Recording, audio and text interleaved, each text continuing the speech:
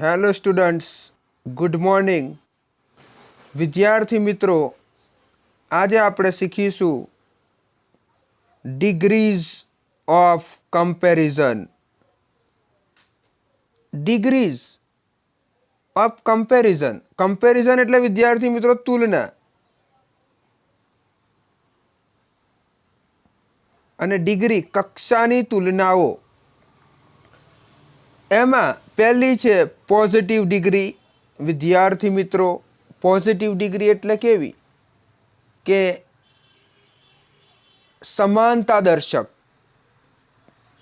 Comparative degree વિદ્યાર્થી મિત્રો અધિકતા દર્શક. અને સુપરલેટિવ ડિગ્રી વિદ્યાર્થી મિત્રો એટલે શ્રેષ્ઠતા દર્શક. આ તો આપણે વાત કરી degrees of કમ્પેરિઝનની.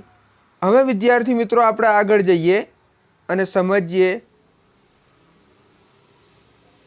The degrees of comparison, તુલનાની કક્ષાઓ. અંગ્રેજીમાં ડિગ્રીઝ ઓફ કમ્પેરિઝન દર્શાવતી એક વિશિષ્ટ પ્રકારની વાક્ય રચના છે.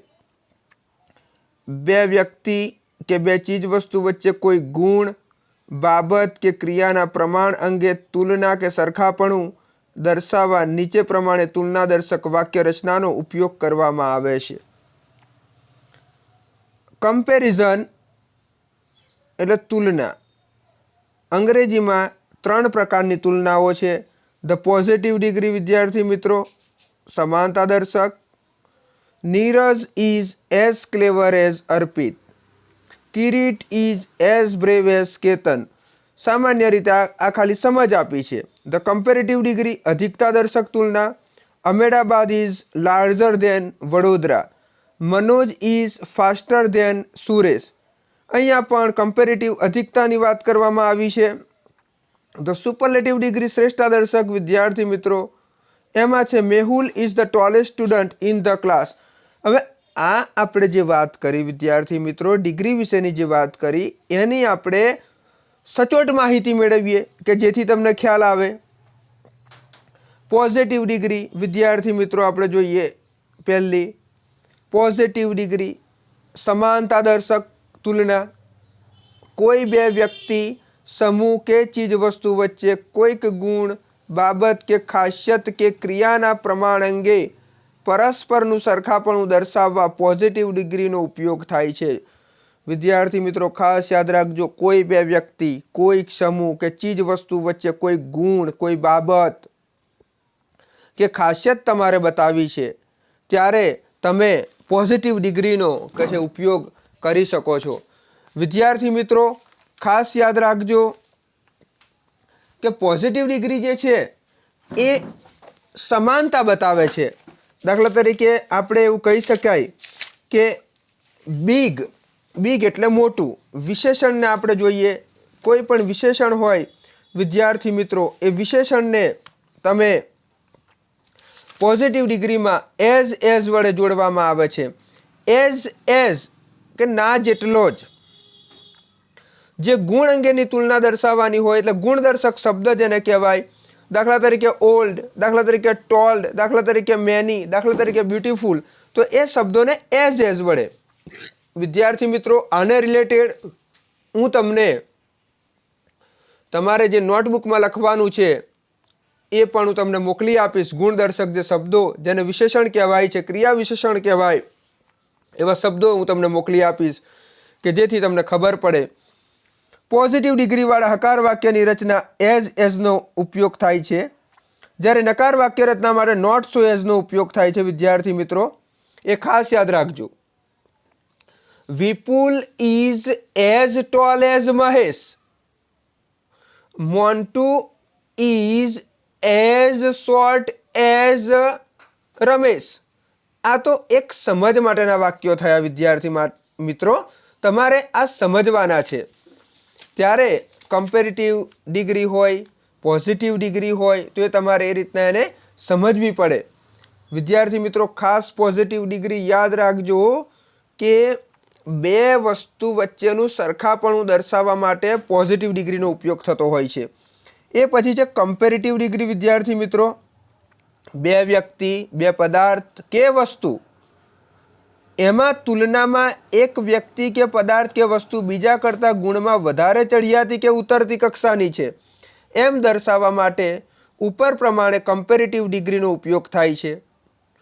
કમ્પેરેટિવ ડિગ્રીવાળી વાક્યરચના કરવા માટે વિશેષણની પાછળ ધ્યાનનો ઉપયોગ કરવામાં આવે છે.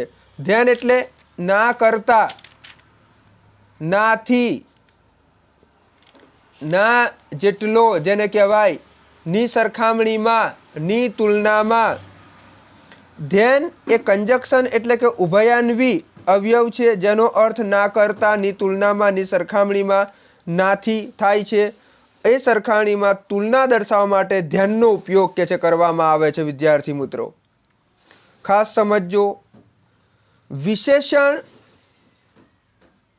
બે કે બેથી વધુ સિલેબલ વાળું હોય ત્યારે તેની આગળ મોરનો ઉપયોગ થાય છે. મોર બ્યુટીફુલ જેને કહેવામાં આવે. વિદ્યાર્થી મિત્રો આપણે જોઈએ તો કેવા મોર બ્યુટીફુલ, મોર કેરફુલ, મોર ઇન્ટરેસ્ટિંગ, મોર ઓનેસ્ટ, મોર ડિફિકલ્ટ, આવા શબ્દો હોય જે બે કે બેથી વધુ સિલેબલવાળા જે શબ્દો છે એની આગળ મોર લગાવવામાં આવે છે અને પછી ધ્યાન મૂકવામાં આવે છે.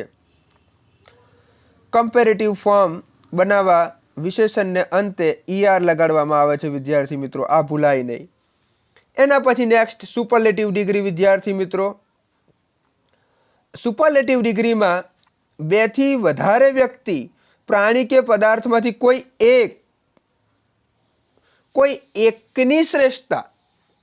જુઓ, પોઝિટિવ ડિગ્રીમાં કોઈ બે વસ્તુ વ્યક્તિ વચ્ચે સરખાપણું. કમ્પેરેટિવ ડિગ્રી બે વ્યક્તિમાં કોઈ એક વ્યક્તિ ચઢિયાતી છે કે કોઈ એક વ્યક્તિ ઉતરતી છે તે બતાવવા માટે બેની સરખામણી કરવા. સુપરલેટિવ ડિગ્રીમાં બે કે બેથી વધુની વચ્ચે કોઈ એક શ્રેષ્ઠ છે અથવા તો કોઈ એક હલકું છે એ બતાવવા માટે સુપરલેટિવ ડિગ્રીનો ઉપયોગ થાય છે. અહીંયા લખ્યું છે શ્રેષ્ઠતા કે હલકાપણું દર્શાવવા સુપરલેટિવ ડિગ્રીનો ઉપયોગ થાય છે. વિશેષણના સુપરલેટિવ ફોર્મની આગળ હંમેશા ધ આર્ટિકલનો ઉપયોગ થાય છે. આ ભૂલવાનું નથી. સુપરલેટિવ ડિગ્રી હોય, સુપરલેટિવનું ફોર્મ હોય એની આગળ આર્ટિકલ ધનો ઉપયોગ થાય છે. વિશેષણનું સુપરલેટિવ ફોર્મ બનાવવા માટે મૂળ રૂપને છેડે EST પ્રત્યય લગાડવામાં આવે છે.